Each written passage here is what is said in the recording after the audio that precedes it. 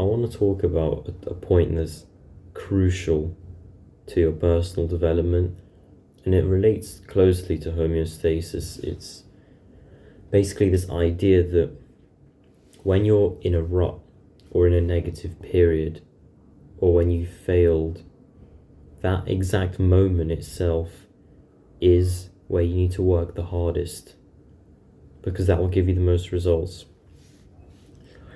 In something like the gym, that can be interpreted like, oh, when you're close to failing a set, you push the hardest because that will be where your most growth is. So you shouldn't stop before failure, or very close to failure.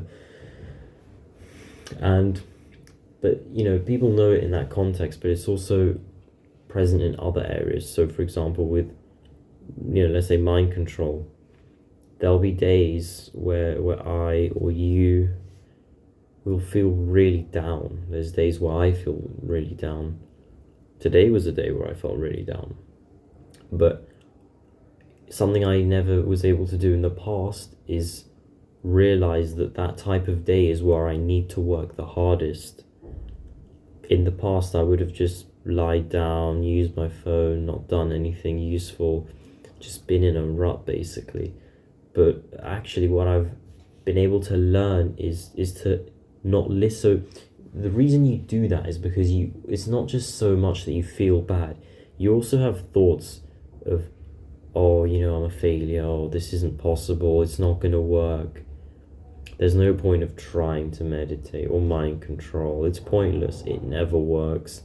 Blah, blah, blah, blah, blah, blah, blah, blah, right? You have all these thoughts, and they work together to basically keep you in that rut, because it's part of the rut to feel down and hopeless.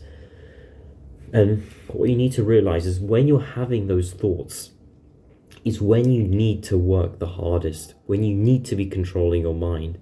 And if you can have that realization, and you can basically do what needs to be done in those moments of failure. So, for example, today I was trying to meditate for around 2 hours, and because I knew I was in a pretty negative mindset the whole day.